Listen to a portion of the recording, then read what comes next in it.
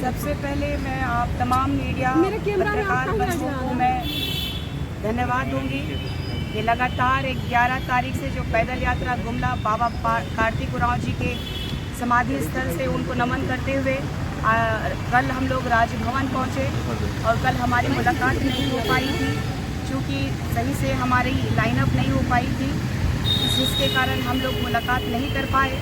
और आज महामहिम राज्यपाल महोदय ने आदिवासी समुदाय को ये आश्वस्त किया है कि उनके तरफ से जो हो पाएगा वो करेंगे। और उन्होंने कहा है कि हमारी तरफ से जो सेंटिमेंट्स है, जो हमारे तरफ उनके लिए जो सम्मान है आदिवासी कम्युनिटी के लिए, वो बरकरार रहेगा और न्याय की जीत होगी। और हमने रखा कि पेशा अधिनियम 1996 लागू किया जाए, तो उन्होंने कहा है कि मैं इस विषय में माननीय मुख्यमंत्री जी से चर्चा करूंगा। और मुझे पूर्ण उम्मीद है कि हमारे महामहिम राज्यपाल जी का जो आश्वासन है वो कारगर साबित होगा। और यदि ऐसी नौबत पड़ती है कि हमें विपक्ष के माध्यम से भी अगर अपने बात को रखवाने का, कोई विधायक से बात कर रखवाने का, जो अभी सत्र आने वाला है, सत्र शुरू होने वाला है, तो उस सत्र में हम लोग अपनी बातों को, पेशा अधिनियम लागू कराने को लेकर के विधानसभा में अपनी बातों को रखा जाएगा। चलिए बहालिंदा जी, इससे आगे की क्या रणनीति है?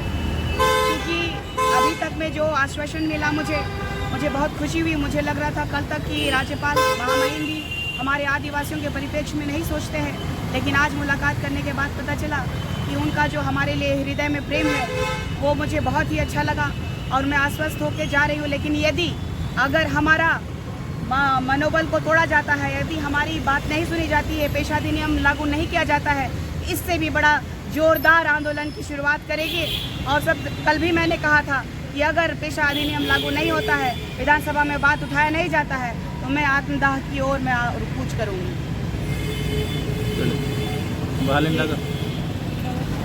दीदी माइक दे दीजिएगा, एंजल लग फॉलो ले लीजिए। दीदी नहीं लीजिए ना, आप बोलिए ना, यार बोलिए ना, बोलिए माइक।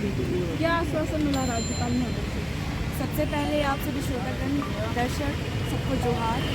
और आश्वासन मैं ये कहना चाहूँगी कि राज्यपाल जी से मिलके बहुत खुशी हुई।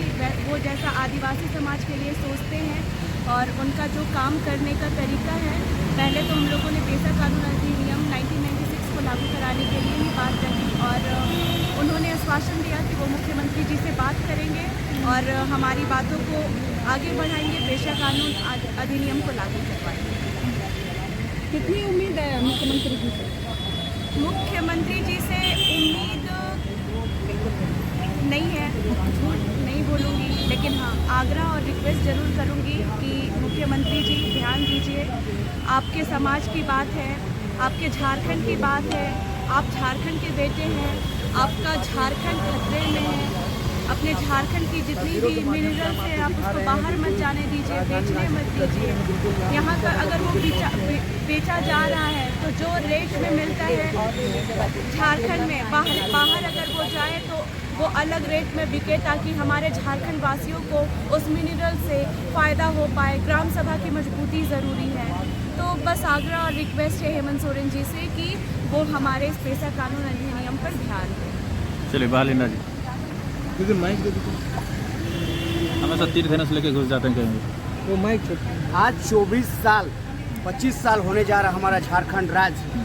हमारे पूर्वजों ने जो सपना देखा था, 5 पैसा भी अभी पूरा नहीं हुआ है। ना हमारे संस्कृति का पता है, ना हमारा भाषा का पता है। हम वन मानुष है कि जानवर है कि इंसान है कि झारखंडी है, इसका कोई पहचान नहीं है। ना स्थानीय नीति का पता है, ना पेशा निवाली का पता है, ना 32 का पता है। तो हमें कौन सा कैटेगरी में आता है, ये परिभाषा हमें समझाना होगा। वो सरकार को, चाहे माननीय राज्यपाल को, चाहे हेमंत जी को, चाहे मोदी जी को, हमें समझाना होगा हमें कौन सा कैटेगरी में आप रखते हैं हम झारखंडियों को। इसी सब पहचान के लिए हम आज संघर्षरत हैं और सड़क पे जिस प्रकार कार्तिक बाबा का संग्राम हम लेके आए हैं यहाँ तक 4 दिन का पैदल मार्च करके, उन्हीं सब बातों को मैंने रखा। और झारखंड घूम के जो एनी होरो का पहला एक झारखंड राज्य आंदोलनकारी है जिसे झारखंड का गांधी के नाम से जाना जाता है। उनका मूर्ति स्टेचू लगाने के लिए विधानसभा में पोस्टर लगाने के लिए झारखंड में कोना में एक एक करके, चाहे निर्मल महतो हो, चाहे हमारे जयपाल सिंह मुंडा हो, बिरसा मुंडा हो, हर एक हमारे जो धरोहर हैं एक एक करके, चाहे हमारे बिहारी जी महतो जी हैं, हर एक एक जन जो हमारे आंदोलनकारी रहे हैं, हमारे राज्य के एक धरोहर रहे हैं, उनका स्टेचू विधानसभा में हो या झारखंड के हर कोना में लगाने का मैंने आग्रह किया और एनी होरो के नाम से पहला आरंभ करने का मैं ये उनसे आग्रह किया। और आने वाला समय में हमारे जो आज संग्राम जो कार्तिक बाबा का समाधि स्थल से लेके आए पेशा न्यू मालिका, कल हो सकता है आने वाला समय हमें उलगुलान जो हमें लुबुबुरु कहते हैं, हमारे जो बिरसा का धरती अब्बा का, वहाँ से भी हम लोग लेके आएंगे। और सिद्धू कान्ही का राज्य संथाल परगना से एक विद्रोह हम स्वरूप हम मार्च करेंगे आने वाले समय में। और पूरा नौजवान जो यहाँ झारखंड में बसा है, सबसे ज़्यादा ये जनसंख्या झारखंड नवयुवकों का यहाँ पर है, तो उन सबों को हम आह्वान करते हैं आने वाले समय में अपनी मांगों के लिए आप सिर्फ यात्रा और मेला और कांवड़ यात्रा में मस्त ना रहें। आप अपने हक अधिकार के लिए आप आइए, अपने शिक्षा और एजुकेशन को बढ़ा के अपने हक अधिकार के लिए लड़िए। यही आह्वान हम झारखंड के नागरिकों से करने आए हैं आज ये यात्रा के माध्यम से। ये जनों से कहा संकेत है, क्या हमेशा लेकर सुनते क्या कीजिएगा इसमें? मैंने जैसे कहा, संग्राम जिस प्रकार कार्तिक बाबा का समाधि स्थल से लेके आए, उलगुलान धरती बाबा बिरसा मुंडा के और विद्रोह लेके आए हैं, तो ये एक उलगुलान और विद्रोह का एक सूचक है। और तीर धनुष जिस प्रकार हमारे वीर बिरसा धरती आबा ने जिस प्रकार उलगुलान किया और हमें सीएनटी एक्ट, एसपेक्टी एक्ट जैसे कानून हमें दे के गया, हम अपने अंतिम सांस तक पेशा नियमावली लागू करा के रहेंगे। चाहे बबुआ सरकार को घेरना पड़े, चाहे किसी के पास भी हमें जाना पड़े, हम आने वाले समय में हम अपने हक अधिकार के लिए अपने प्राण की आहुति देने तक हम डटे रहेंगे, बने रहेंगे, चाहे उसके लिए हमें प्राण न्यौछावर करना ही ना पड़े। इन सब बातों को लेकर और वह सरकार पे बार बार सवाल करते हैं, आदिवासी सरकार है और आप लोग भी आदिवासी हैं, फिर आदिवासी पे क्यों भड़क जाते हैं? 56 विधायक हैं, अभी 81 में एक ही विधायक जो 75% अपने सैलरी को दान किए, उनका नाम है जयराम महतो। तो क्या अगर 80 विधायक दान कर देंगे तो क्या उनका पैसा घट जाएगा? क्या समुद्र से एक बूंद अगर निकाल के गरीबों को दे देंगे, जिस प्रकार विधवा के 1000 जयराम महतो जी देने की बात कर रहे हैं, यदि 1000 दे देंगे, क्या उनका समुद्र से घट जाएगा? उतना तिजोरी में हमको लगता है इतना खरबों उनके बेड में खोजिए, तिजोरी में खोजिए, अलमारी में खोजिए, मिलेगा। अगर एक बूंद उनसे निकाल के देंगे तो गरीब और भूखा नहीं हो जाएंगे।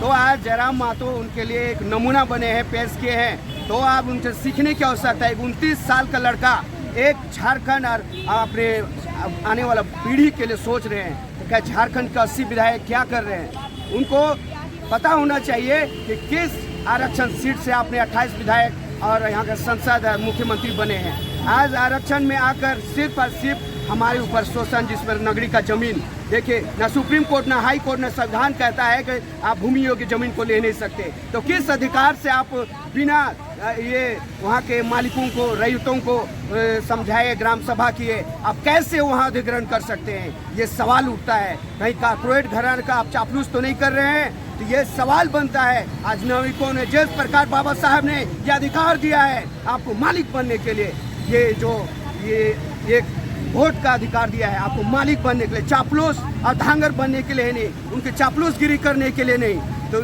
आज नागरिकों को जागना होगा। जयराम भाई जैसे हर जयराम पैदा होगा, हर गली में, हर राज्य में, हर जिला में आपको पैदा करना होगा एक जयराम, तब जाके, क्योंकि जयराम का अर्थ ही होता है विजय भव, विजयी।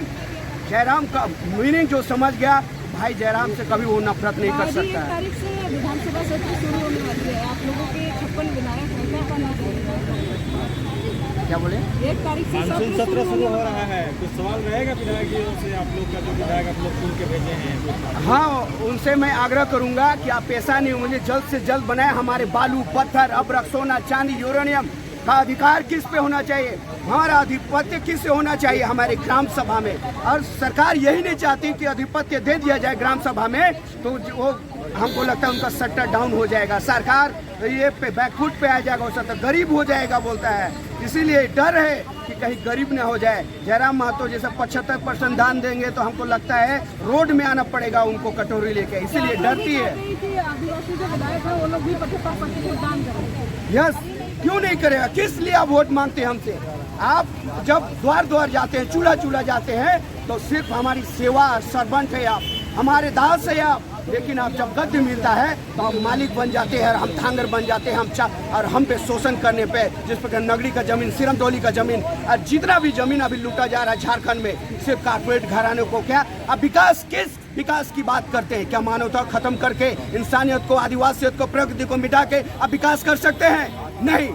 जिस दिन अगर आदिवासीयत खत्म हो गया, झारखंडी खत्म हो गया, यहाँ का जल जंगल जमीन खत्म हो गया, तो आप निश्चय सर्वनाश की ओर बढ़ रहे हैं। विकास का मतलब ये नहीं होगा कि आप प्रकृति से खिलवाड़ किए, आदिवासियत से खिलवाड़ किए, वहाँ के ग्राम सभा को खत्म कर दीजिए, वहाँ का बालू उठाव करके ब्रिज को धंसा दीजिए, वहाँ का पत्थर को तोड़ के वहाँ का प्रकृति खत्म कर दीजिए, जंगल को खत्म करके श्वास खत्म कर दीजिए।